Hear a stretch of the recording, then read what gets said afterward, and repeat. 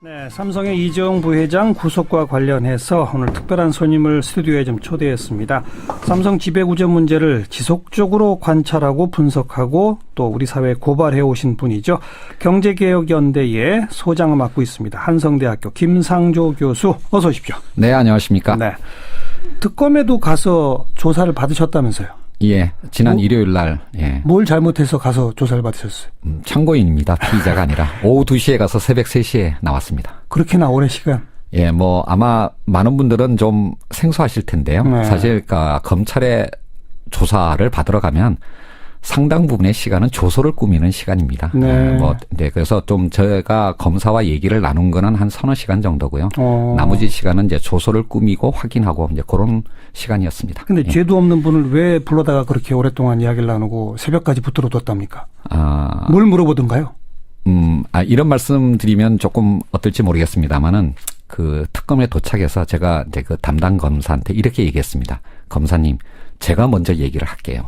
라고 하면서. 물어보기 전에? 예. 그래서 그 삼성그룹의 지배구조의 어떤 특징 또는 이제 이재용 부회장의 승계 작업의 어떤 과정들 그리고 최근에 언론에 보도되었던 여러 가지 사안들, 즉 물산 합병이나 예. 또는 이제 순환출자 해소 문제, 바이오로직스 상장 문제, 금융지주회사 전환 문제 이런 거에 대한 저의 의견들을 먼저 말씀을 드렸고요. 네. 그리고 이제 특검이 뭐 저희들이 낸 보고서 같은 것들을 보면서 그러니까 궁금했던 점을 또 질문하고 답하는 이제 이런 식으로 진행이 됐었습니다. 특검 측에서도 좀 맥을 딱 정확히 짚고 있던가요? 아니면? 예, 뭐 기억하실지 모르지만 제가 뭐 정관용 지난번에 출연을 했을 때는 특검이 그러니까 삼성물산 합병 특히 그것을 위한 국민연금의 동원이라는 쪽에 너무 초점을 맞추다 보니까 이 전체 어떤 연결고리에 좀 빈틈이 좀 있었는데요. 1차 영장이 이제 기각되고 난 이후에 특검이 물산 합병뿐만이 아니라 이재용 부회장의 어떤 승계 과정 전체로 그 수사 범위를 확대하면서 이거를 위한 포괄적인 어떤 뇌물 이런 관점에서 접근을 하기 시작했고요.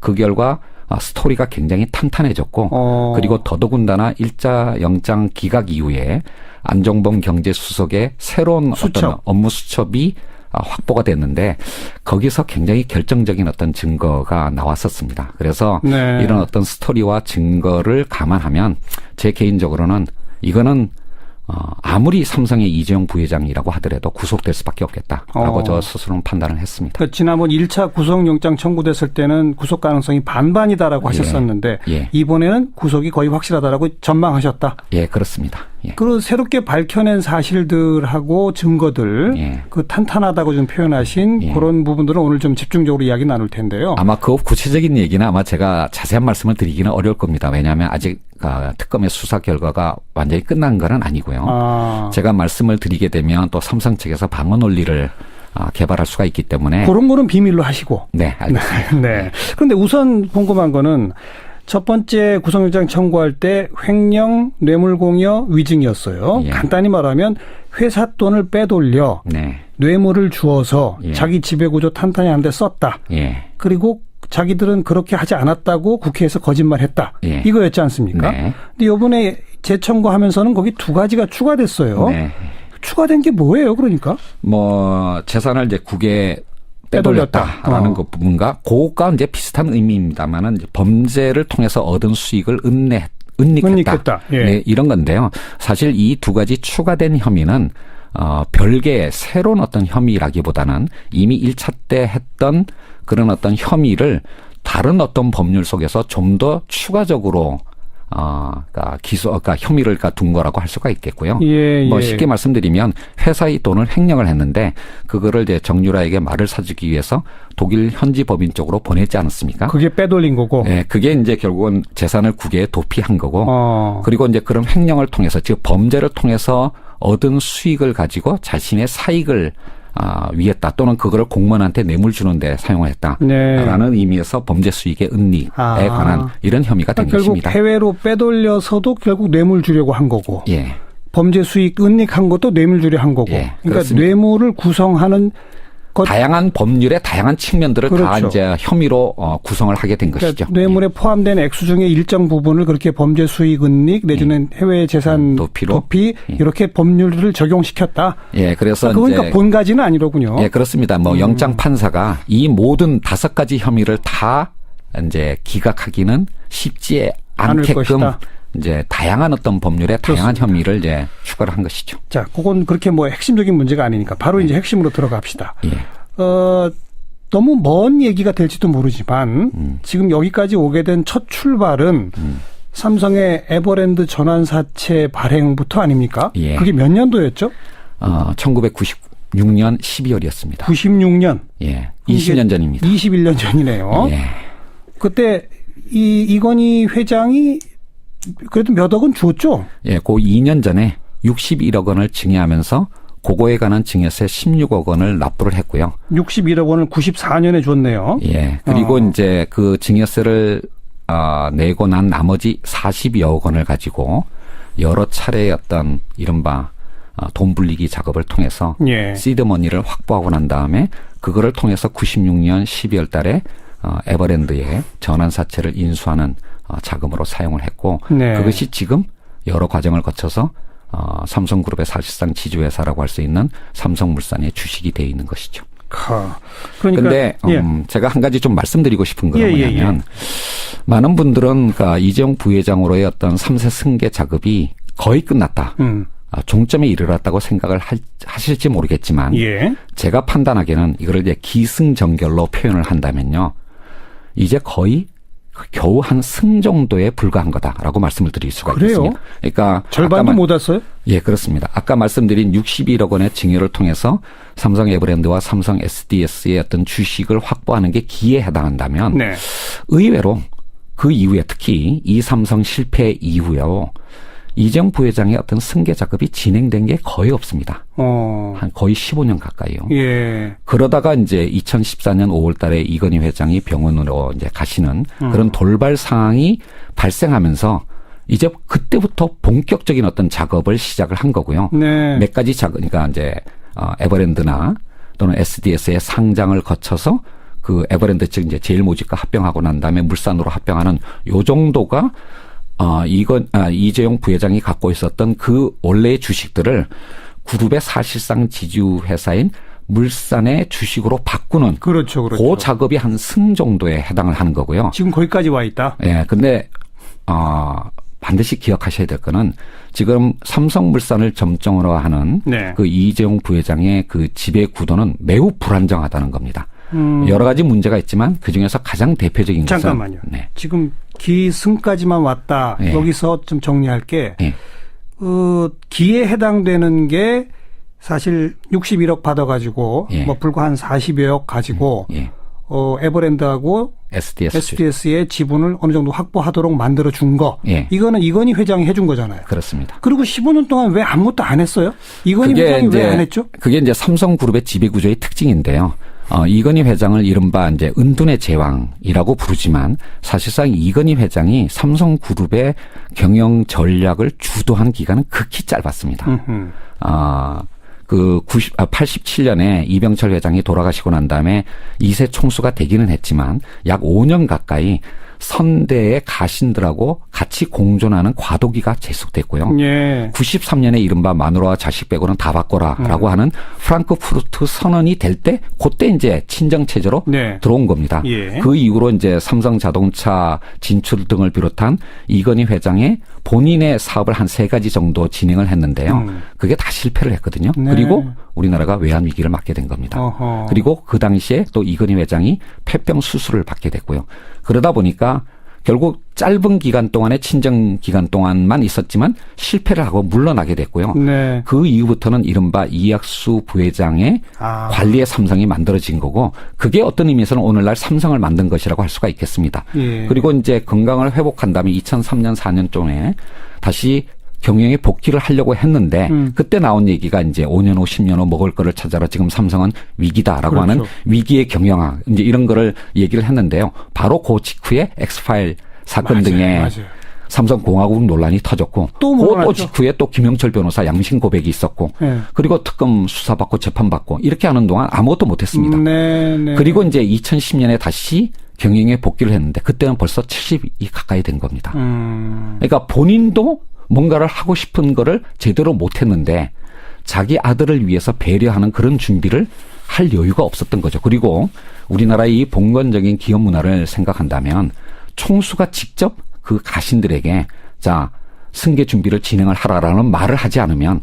못하죠. 어느 가신도 그걸 할 수가 없는 겁니다. 예. 그랬다가 바로 쫓겨나는 거니까요. 그래서 이제 사실은 거의 준비가 없는 상태에서 갑자기 이건희 회장이 병원으로 가는 그런 돌발 상태가 터지게 된 거고 그것이 바로 미래전략실이 굉장히 무리하게 즉 박근혜 대통령 요 짧은 기간 동안에 그 어려운 작업들을 다 끝내려고 무리하게 로비를 하는 심지어는 불법 행위를 하게 되는 그런 어떤 일리의 발단이 되었다라고 할 수가 있겠습니다. 간단히 말하면 이건희 회장은 자신이 주도해서 뭔가를 더 해보고 싶었고 아직은 승계의 때가 아니라고 생각했고 자기가 그렇게 빨리 쓰러질 거라고 몰랐고 그래서 그리고 또 한편으로는 이재용 부회장이 또 부모의 마음에 안 드는 측면도 있었죠. 그런 측면도 있었겠고. 네. 그러다가 이제 쓰러지고 나서 말씀하신 것처럼 미래전략실이 부랴부랴 서두르기 시작해서 그 과정에 지금 뇌물을 주고 자기 지배 체제를 공고히 하기 위한 일련의 과정들이 진행됐다. 그것이 불과 40여억 원에 불과하던 돈을 결국 삼성물산에 몇 조 정도의 지분으로 만든 겁니까? 삼성물산만 따지면 한 6조 정도 되고요. SDS 지분과 그다음에 나머지 지분들을 다 합치면 뭐 계산하기에 따라서는 좀 다르기는 하지만 10조 안팎이 됩니다. 40억이 10조가 됐다. 와. 워렌 버핏 투자의 기재라고 하는 워렌 버핏도 기록하지 못한 투자 수익률입니다. 이건 뭐 거의 마술인데요. 그러다 보니까 각종 로비가 필요했다. 자, 결정적으로 어디에 로비를 해서 어떤 상부의 지시가 공무원들한테 내려갔던 겁니까? 이제 바로 그 부분인데요. 일단 1차 작업은 에버랜드와 SDS라는 비상장 회사의 주식을 이제 상장된 현금화하고 가용할 수 있는 또는 그룹의 지주회사에 해당하는 주식으로 바꾸는 상장과 합병 과정. 그렇죠. 그게 이제 승에 해당하는 부분이 이어졌는데 이 과정 자체도 문제가 많았었죠. 특히 삼성물산의 합병은 불공정한 타이밍에 불공정한 합병 비율로 추진했다라고 하는 문제가 있었고 바로 그 약점을 엘리엇이 공격을 하게 되었고 따라서 국민연금의 찬성이 아니면 주주총회를 통과할 수 없는 그런 상황이 되다 보니까 결국 경제수석과 보건복지부 장관을 통해서 국민연금을 압박하는 이제 그런 일들이 벌어졌는데요. 많은 분들이 이제 그게 끝나고 난 다음에 이제 다 끝난 거 아니냐. 근데요. 그 다음에 또 있었죠. 그게 문제가 뭐냐면 그 현재의 어떤 그룹의 출자 구조는 핵심이 되는 것 중에 하나가 물산이 삼성전자의 주식을 직접 가진 부분도 있지만 굉장히 적습니다. 5% 정도밖에 안 됩니다. 4.5% 정도요. 나머지 중요한 부분은 삼성물산이 삼성생명을 통해서 삼성생명이 삼성전자의 주식을 갖는 이 부분이 오히려 더 중요합니다. 그게 7.5% 정도 됩니다. 근데 문제는 뭐냐면 삼성생명이 삼성전자의 최대 주주가 되는 이 구조는 이른바 금산분리 규제에 어긋나는 거거든요. 어긋나죠. 그래서 국내법의 어떤 저촉이 될 가능성도 있지만 무엇보다도 보험업과 관련된 국제적인 어떤 감독 회계 기준이 개정이 되게 돼 있고요. 2020년부터는 우리나라도 그걸 적용하게 돼 있습니다. 그러니까 그 전에 이 구조를 바꾸지 않으면 안정적인 구조로 바꾸지 않으면 이재용 부회장의 지배력에 심각한 어떤 문제가 생기는 그런 상황이 바로 몇 년 앞에 있는 겁니다. 그거를 이제 극복하는 유일한 방법이 바로 안정적인 구조, 즉 지주회사 체제로 전환한 겁니다. 그게 전에 해당하는 겁니다. 그렇죠. 아직 전에 들어가지 못한 거죠. 그렇죠. 이제 그거를 위한 로비를 한 부분이 사실 이번에 안종범 수석의 그 수첩에서 발견이 된 겁니다. 그래요. 그 부분이 있는 거고요. 그다음에 마지막 결에 해당하는 부분은 뭐냐면 지분만 확보했다고 해서 존경받는 CEO가 되는 건 아니지 않습니까? 아니죠. 결국 지분이 50% 넘으면 몰라도 그것도 아니잖아요. 그게 아니니까 결국은 뭐냐면 시장에서 평가를 받을 수 있도록 뭔가 사업적 성공, 즉 경영 능력을 입증해 보여야 되는데 이 부분은 정말로 어려운 거거든요. 그래서 뭐 하만이라고 하는 거의 9조짜리 회사를 이제 인수하는 등의 이런 작업들을 앞으로도 계속 해나가야 되는데 그거 이제 지금 구속된 상태에서는 그런 작업을 하는 것은 굉장히 어려운 일이고 결국 지주회사 전환 작업이나 CEO로서의 경영 능력을 인정받는 이런 작업들이 아직 끝나지 않았기 때문에 네. 이재용 부회장이 3세 총수가 되기 위해서는 갈 길이 굉장히 멀고 따라서 권력 실세에게 로비를 해야 할 다급한 사정이 즉 이건희 회장이 돌아가시기 전에 해야 할 일들이 너무나 많이 네. 남았다. 이 점을 이해하지 않으면 왜 삼성이 저런 짓을 했을까라고 하는 걸 이해하기 어렵다는 얘기입니다.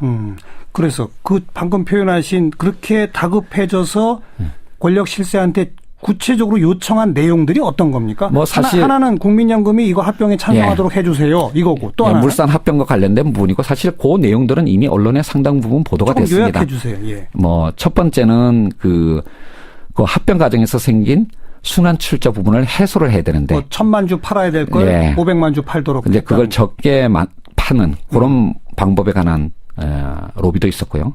또 하나는 이제 물산의 합병의 사후적 정당성을 확보하기 위해서 바이오 산업, 그러니까 삼성 바이오로직스라고 하는 회사를 상장하는 과정에서 몇 년 동안 계속 적자를 벌던 회사를 이게 상장하는 게 쉬운 일은 아니었거든요. 네. 뭐 물론 상장 규정은 그 앞에서 개정이 됐습니다만은 그것을 이제 상장 심사를 통과하는 그 과정에 관한 작업도 있었고 이제 이런 거는 사실은 어떤 의미에서는 본질적인 거라고 하기는 어려운데 어떤 뭐 실무자 입장에서는 중요한 것일 수가 있겠고요.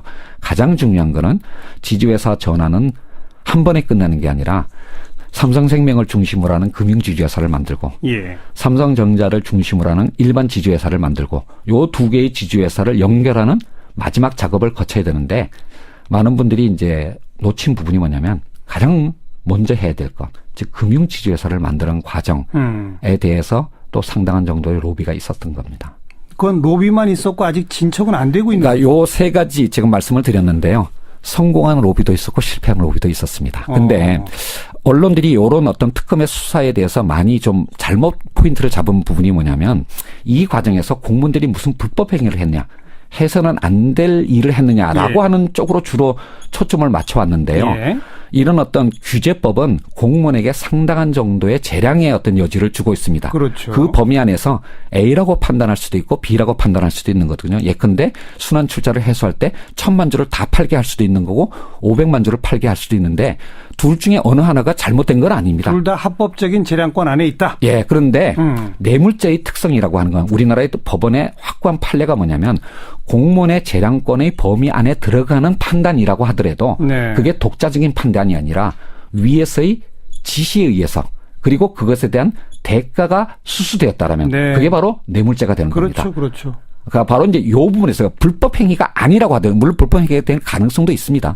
아직 검찰이 다 수사를 하지 않았기 때문에요. 그렇지만 불법 행위가 아니라고 하더라도 재량권 내라 하더라도 부당한 지시와 네. 부당한 대가 지급이 있었다면 뇌물죄가 된 거고요.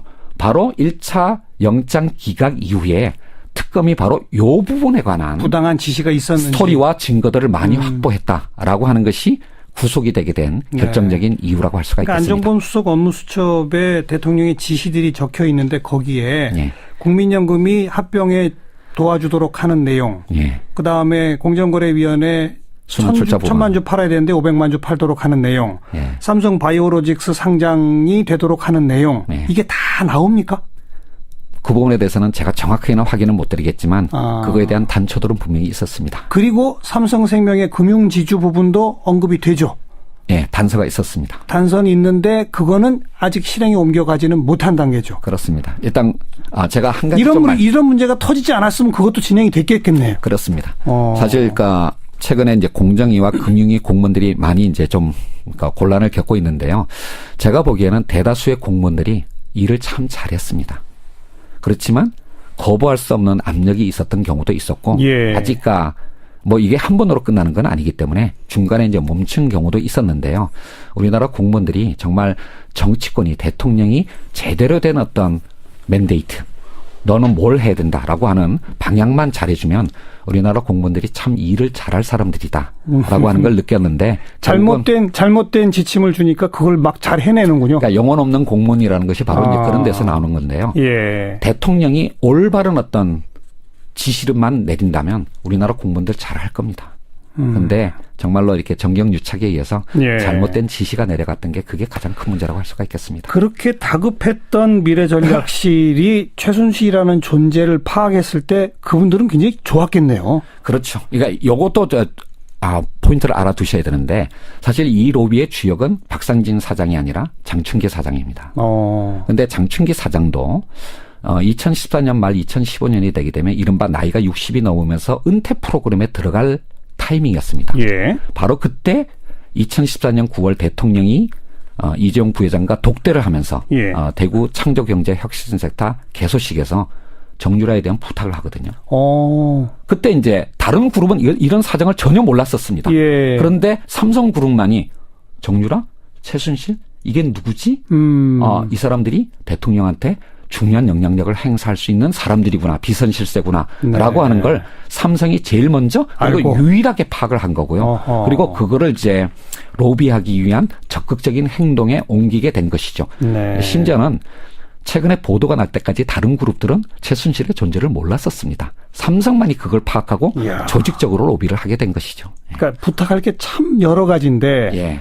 일일이 대통령 만나서 부탁하기도 참 안 되는데 예. 확실한 끈을 잡은 거네요. 그렇습니다. 딴 데는 못 잡고 있는. 예. 그러니까 아주 그리고 그거를 평생토록 해온 로비 전문가가 있지 않습니까? 장충기 사장.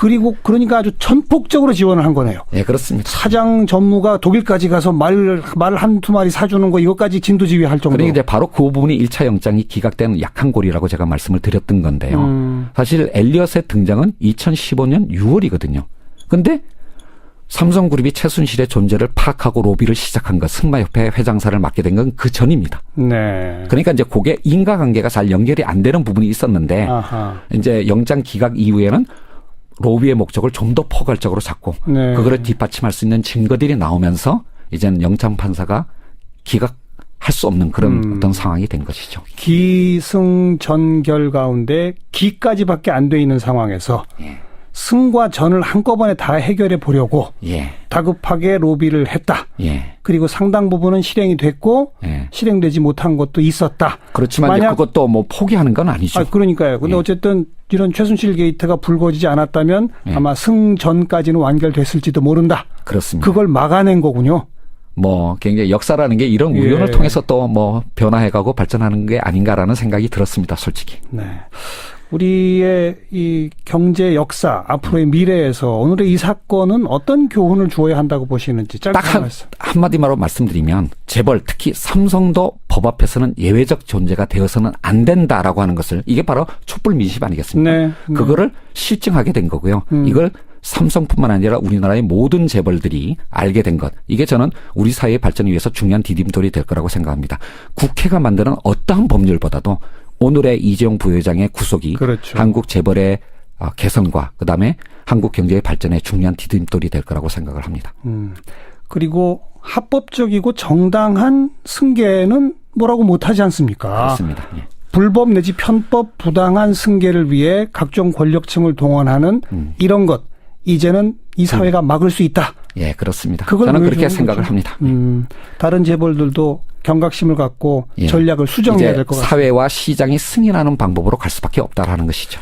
네, 그런 의미를 제대로 우리 국가 전체가 좀 실현시켜 나갈 수 있기를 기대하면서요.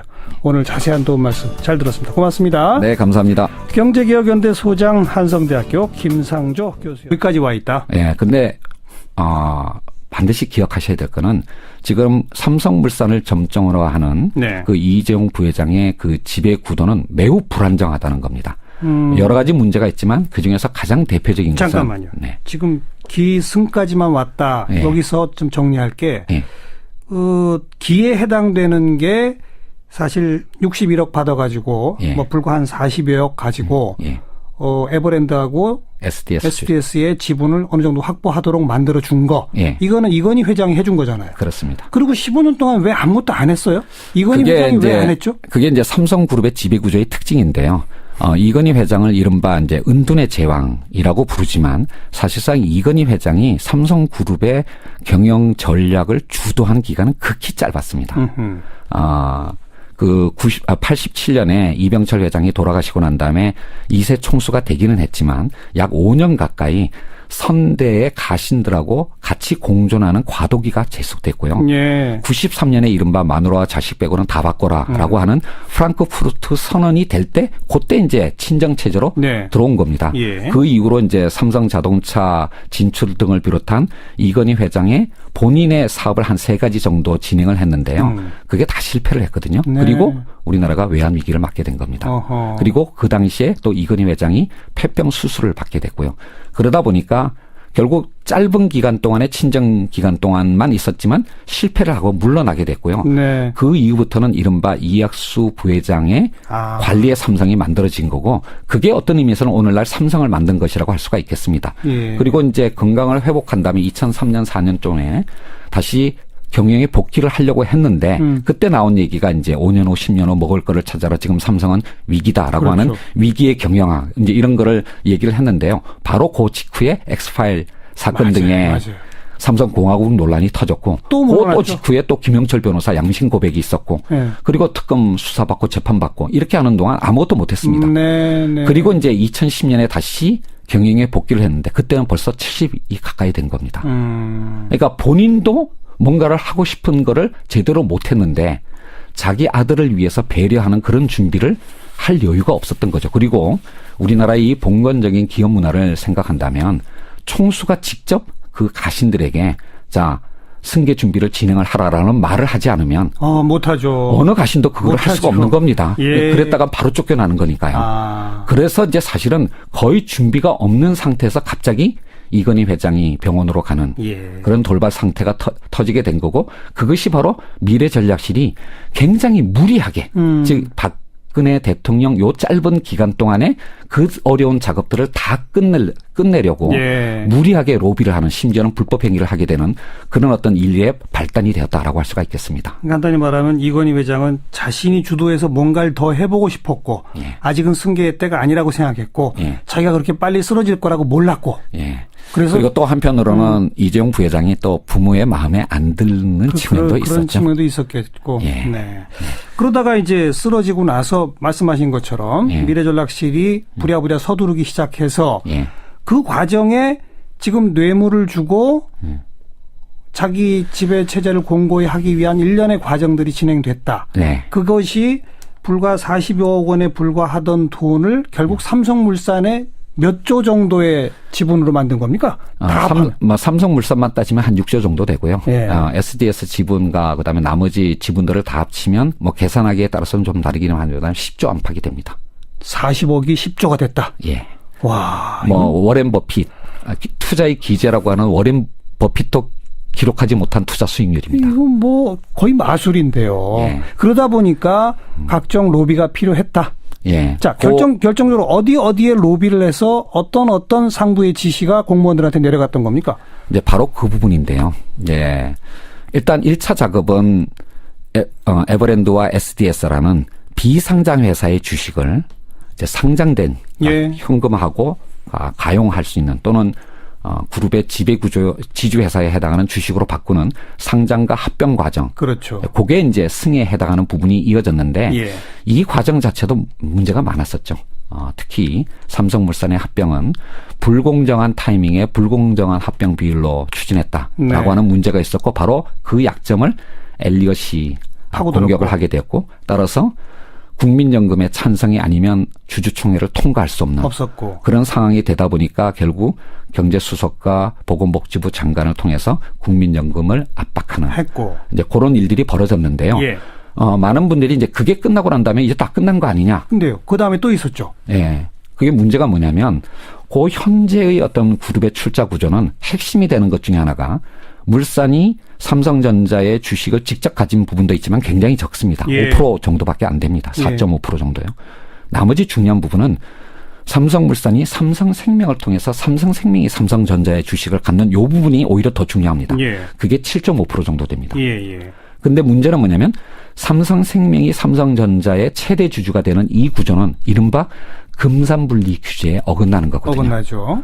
그래서 국내법의 어떤 저촉이 될 가능성도 있지만 무엇보다도 보험업과 관련된 국제적인 어떤 감독 회계 기준이 개정이 되게 돼 있고요. 2020년부터는 우리나라도 그걸 적용하게 돼 있습니다. 예. 그러니까 그 전에 이 구조를 바꾸지 않으면 안정적인 구조로 바꾸지 않으면 이재용 부회장의 지배력에 심각한 어떤 문제가 생기는 그런 상황이 바로 몇 년 앞에 있는 겁니다. 예. 그거를 이제 극복하는 유일한 방법이 바로 안정적인 구조, 즉 지주회사 체제로 전환한 겁니다. 네. 그게 전에 해당하는 겁니다. 그렇죠. 아직 전에 들어가지 못한 거죠. 그렇죠. 이제 그거를 위한 로비를 한 부분이 사실 이번에 안종범 수석의 그 수첩에서 발견이 된 겁니다. 그래요. 그 부분이 있는 거고요.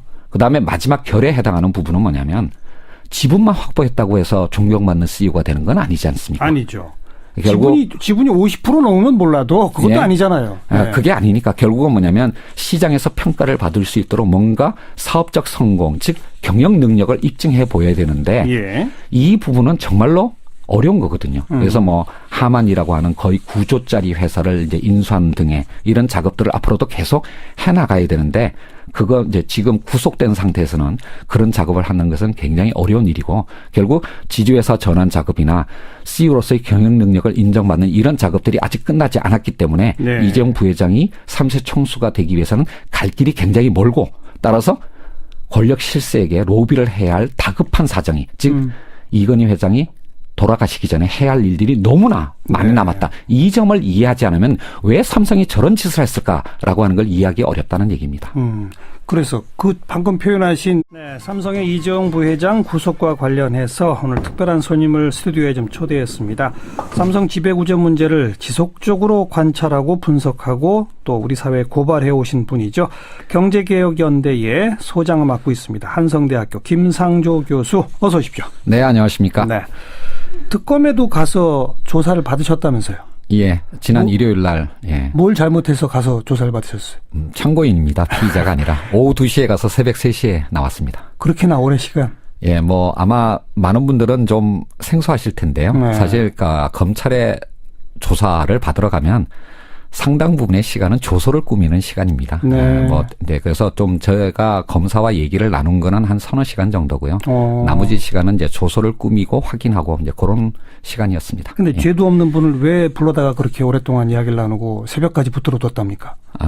뭘 물어보던가요? 이런 말씀 드리면 조금 어떨지 모르겠습니다만은 그 특검에 도착해서 제가 이제 그 담당 검사한테 이렇게 얘기했습니다. 검사님, 제가 먼저 얘기를 할게요. 라고 하면서. 물어보기 전에? 예. 그래서 그 삼성그룹의 지배구조의 어떤 특징 또는 이제 이재용 부회장의 승계 작업의 어떤 과정들 그리고 최근에 언론에 보도되었던 여러 가지 사안들 즉 물산 합병이나 예. 또는 이제 순환 출자 해소 문제, 바이오로직스 상장 문제, 금융지주회사 전환 문제 이런 거에 대한 저의 의견들을 먼저 말씀을 드렸고요. 네. 그리고 이제 특검이 뭐 저희들이 낸 보고서 같은 것들을 보면서 그러니까 궁금했던 점을 또 질문하고 답하는 이제 이런 식으로 진행이 됐었습니다. 특검 측에서도 좀 맥을 딱 정확히 짚고 있던가요? 아니면 예, 뭐 기억하실지 모르지만 제가 뭐 정관용 지난번에 출연을 했을 때는 특검이 그러니까 삼성물산 합병 특히 그것을 위한 국민연금의 동원이라는 쪽에 너무 초점을 맞추다 보니까 이 전체 어떤 연결고리에 좀 빈틈이 좀 있었는데요. 1차 영장이 이제 기각되고 난 이후에 특검이 물산 합병뿐만이 아니라 이재용 부회장의 어떤 승계 과정 전체로 그 수사 범위를 확대하면서 이거를 위한 포괄적인 어떤 뇌물 이런 관점에서 접근을 하기 시작했고요. 그 결과 스토리가 굉장히 탄탄해졌고 그리고 더더군다나 1차 영장 기각 이후에 안종범 경제수석의 새로운 수첩. 어떤 업무 수첩이 확보가 됐는데 거기서 굉장히 결정적인 어떤 증거가 나왔었습니다. 그래서 이런 어떤 스토리와 증거를 감안하면 제 개인적으로는 이거는 아무리 삼성의 이재용 부회장이라고 하더라도 구속될 수밖에 없겠다라고 저 스스로는 판단을 했습니다. 그러니까 지난번 1차 구속영장 청구됐을 때는 구속 가능성이 반반이다라고 하셨었는데 이번에는 구속이 거의 확실하다라고 전망하셨다. 예, 그렇습니다. 예. 그리고 새롭게 밝혀낸 사실들하고 증거들 그 탄탄하다고 좀 표현하신 그런 부분들은 오늘 좀 집중적으로 이야기 나눌 텐데요. 아마 그 구체적인 얘기는 아마 제가 자세한 말씀을 드리기는 어려울 겁니다. 왜냐하면 아직 특검의 수사 결과가 완전히 끝난 건 아니고요. 제가 말씀을 드리게 되면 또 삼성 측에서 방어 논리를 개발할 수가 있기 때문에 그런 거는 비밀로 하시고. 네, 알겠습니다. 네. 그런데 우선 궁금한 거는 첫 번째 구속영장 청구할 때 횡령, 뇌물공여, 위증이었어요. 예. 간단히 말하면 회사 돈을 빼돌려 네. 뇌물을 주어서 예. 자기 지배구조 탄탄히 하는 데 썼다. 예. 그리고 자기들은 그렇게 하지 않았다고 국회에서 거짓말했다. 예. 이거였지 않습니까? 네. 근데 이번에 재청구하면서는 거기 두 가지가 추가됐어요. 네. 추가된 게 뭐예요, 그러니까? 뭐 재산을 이제 국에 빼돌렸다라는 것. 그렇게 다급해져서 권력 실세한테 구체적으로 요청한 내용들이 어떤 겁니까? 뭐 사실 하나는 국민연금이 이거 합병에 찬성하도록 해주세요. 이거고 또 하나 물산 합병과 관련된 부분이고 사실 그 내용들은 이미 언론에 상당 부분 보도가 조금 됐습니다. 요약해 주세요. 예. 뭐 첫 번째는 그 합병 과정에서 생긴 순환 출자 부분을 해소를 해야 되는데 뭐 1,000만 주 팔아야 될 걸 예. 500만 주 팔도록. 이제 그걸 적게 파는 그런 방법에 관한 로비도 있었고요. 또 하나는 이제 물산의 합병의 사후적 정당성을 확보하기 위해서 바이오 산업, 그러니까 삼성 바이오로직스라고 하는 회사를 상장하는 과정에서 몇 년 동안 계속 적자를 벌던 회사를 이게 상장하는 게 쉬운 일은 아니었거든요. 네. 뭐 물론 상장 규정은 그 앞에서 개정이 됐습니다만은 거기서 이제 상장 심사를 통과하는 그 과정에 관한 작업도 있었고 이제 이런 거는 사실은 어떤 의미에서는 본질적인 거라고는 하기는 어려운데 어떤 뭐 실무자 입장에서는 중요한 것일 수가 있겠고요. 가장 중요한 거는 지주회사 전환은 한 번에 끝나는 게 아니라 삼성생명을 중심으로 하는 금융지주회사를 만들고 예. 삼성전자를 중심으로 하는 일반 지주회사를 만들고 요 두 개의 지주회사를 연결하는 마지막 작업을 거쳐야 되는데 많은 분들이 이제 놓친 부분이 뭐냐면 가장 먼저 해야 될 것, 즉 금융지주회사를 만드는 과정에 대해서 또 상당한 정도의 로비가 있었던 겁니다. 그건 로비만 있었고 아직 진척은 안 되고 있는 그러니까 요 세 가지 지금 말씀을 드렸는데요. 성공한 로비도 있었고 실패한 로비도 있었습니다. 근데 언론들이 이런 어떤 특검의 수사에 대해서 많이 좀 잘못 포인트를 잡은 부분이 뭐냐면 이 과정에서 공무원들이 무슨 불법 행위를 했냐, 해서는 안 될 일을 했느냐라고 예. 하는 쪽으로 주로 초점을 맞춰왔는데요. 예. 이런 어떤 규제법은 공무원에게 상당한 정도의 재량의 어떤 여지를 주고 있습니다. 그렇죠. 그 범위 안에서 A라고 판단할 수도 있고 B라고 판단할 수도 있는 거거든요. 예컨대 순환 출자를 해소할 때 1,000만 주를 다 팔게 할 수도 있는 거고 500만 주를 팔게 할 수도 있는데 둘 중에 어느 하나가 잘못된 건 아닙니다. 둘 다 합법적인 재량권 안에 있다. 예, 그런데 뇌물죄의 특성이라고 하는 건 우리나라의 또 법원의 확고한 판례가 뭐냐면 공무원의 재량권의 범위 안에 들어가는 판단이라고 하더라도 네. 그게 독자적인 판단이 아니라 위에서의 지시에 의해서 그리고 그것에 대한 대가가 수수되었다라면 네. 그게 바로 뇌물죄가 되는 그렇죠, 겁니다. 그렇죠. 그러니까 바로 이제 이 부분에서 불법 행위가 아니라고 하더라도 물론 불법 행위가 될 가능성도 있습니다. 아직 검찰이 다 수사를 하지 않았기 때문에요. 그렇지만 불법 행위가 아니라고 하더라도 재량권 내라 하더라도 부당한 지시와 네. 부당한 대가 지급이 있었다면 뇌물죄가 된 거고요. 바로 1차 영장 기각 이후에 특검이 바로 이 부분에 관한 부당한 지시가 있었는지 스토리와 증거들을 많이 확보했다라고 하는 것이 구속이 되게 된 결정적인 이유라고 할 수가 그러니까 있겠습니다. 안정범 수석 업무수첩에 대통령의 지시들이 적혀 있는데 거기에 예. 국민연금이 합병에 도와주도록 하는 내용, 예. 그다음에 공정거래위원회 순환 출자 1,000만 주 팔아야 되는데 500만 주 팔도록 하는 내용, 예. 삼성 바이오로직스 상장이 되도록 하는 내용, 예. 이게 다 나옵니까? 그 부분에 대해서는 제가 정확하게는 확인은 못 드리겠지만 그거에 대한 단초들은 분명히 있었습니다. 그리고 삼성생명의 금융지주 부분도 언급이 되죠.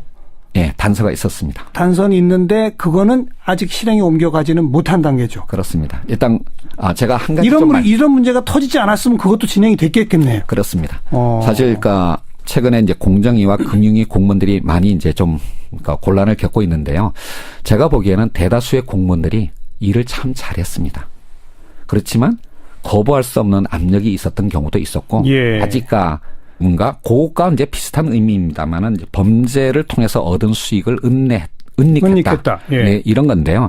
사실 이 두 가지 추가된 혐의는 별개의 새로운 어떤 혐의라기보다는 이미 1차 때 했던 그런 어떤 혐의를 다른 어떤 법률 속에서 좀 더 추가적으로 그러니까 혐의를 둔 거라고 할 수가 있겠고요. 예, 뭐 예. 쉽게 말씀드리면 회사의 돈을 횡령을 했는데 그거를 이제 정유라에게 말을 사주기 위해서 독일 현지 법인 쪽으로 보냈지 않았습니까? 그게 빼돌린 거고. 네, 그게 이제 결국은 재산을 국외에 도피한 거고. 그리고 이제 그런 횡령을 통해서 즉 범죄를 통해서 얻은 수익을 가지고 자신의 사익을 위했다 또는 그거를 공무원한테 뇌물 주는데 사용을 했다라는 네. 의미에서 범죄 수익의 은닉에 관한 이런 혐의가 된 결국 것입니다. 해외로 빼돌려서도 결국 뇌물 주려고 한 거고 예. 범죄 수익 은닉한 것도 뇌물 주려 한 거고 예, 그러니까 그렇습니다. 뇌물을 구성하는 다양한 법률의 다양한 측면들을 다 그렇죠. 이제 혐의로 구성을 하게 된 것이죠. 그러니까 뇌물에 포함된 액수 중에 일정 부분을 그렇게 범죄 수익 은닉 내지는 해외 재산 도피 이렇게 법률을 적용시켰다. 예, 그래서 그러니까 본가지는 아니로군요. 예, 그렇습니다. 뭐 영장 판사가 이 모든 5가지 혐의를 다 이제 기각하기는 쉽지 않게끔 이제 다양한 어떤 법률의 다양한 혐의를 이제 추가를 한 것이죠. 자, 그건 그렇게 뭐 핵심적인 문제가 아니니까 바로 이제 핵심으로 들어갑시다. 예. 너무 먼 얘기가 될지도 모르지만 지금 여기까지 오게 된 첫 출발은 삼성의 에버랜드 전환사채 발행부터 아닙니까? 예. 그게 몇 년도였죠? 1996년 12월이었습니다. 96년. 예. 20년 전입니다. 21년 전이네요. 예. 그때 이건희 회장이 그래도 몇 억은 주었죠? 예, 그 2년 전에 61억 원을 증여하면서 그거에 관한 증여세 16억 원을 납부를 했고요. 61억 원을 94년에 줬네요. 예. 그리고 이제 그 증여세를 내고 난 나머지 40여억 원을 가지고 여러 차례의 어떤 이른바 돈 불리기 작업을 통해서 예. 시드머니를 확보하고 난 다음에 그거를 통해서 96년 12월 달에 에버랜드에 전환사채를 인수하는 자금으로 사용을 했고 네. 그것이 지금 여러 과정을 거쳐서 삼성그룹의 사실상 지주회사라고 할 수 있는 삼성물산의 주식이 되어 있는 것이죠. 그런데 제가 한 가지 좀 말씀드리고 싶은 건 뭐냐면 많은 분들은 그러니까 이재용 부회장으로의 어떤 3세 승계 작업이 거의 끝났다. 종점에 이르렀다고 생각을 하실지 모르겠지만 제가 판단하기에는 이거를 이제 기승전결로 표현을 한다면요. 이제 거의 겨우 한 승 정도에 불과한 거다라고 말씀을 드릴 수가 있습니다. 그러니까 절반도 못 왔어요? 예, 그렇습니다. 아까 말씀드린 61억 원의 증여를 통해서 삼성 에버랜드와 삼성 SDS의 어떤 주식을 확보하는 게 기회에 해당한다면 의외로 그 이후에 특히 이 삼성 실패 이후요. 이재용 부회장의 어떤 승계 작업이 진행된 게 거의 없습니다. 한 거의 15년 가까이요. 예. 그러다가 이제 2014년 5월 달에 이건희 회장이 병원으로 이제 가시는 그런 돌발 상황이 발생하면서 이제 그때부터 본격적인 어떤 작업을 시작을 한 거고요. 몇 가지 그러니까 이제 에버랜드나 또는 SDS의 상장을 거쳐서 그 에버랜드 즉 이제 제일모직과 합병하고 난 다음에 물산으로 합병하는 요 정도가 이재용 부회장이 갖고 있었던 그 원래의 주식들을 그룹의 사실상 지주회사인 물산의 주식으로 바꾸는 그렇죠. 그 작업이 한 승 정도에 해당을 하는 거고요. 지금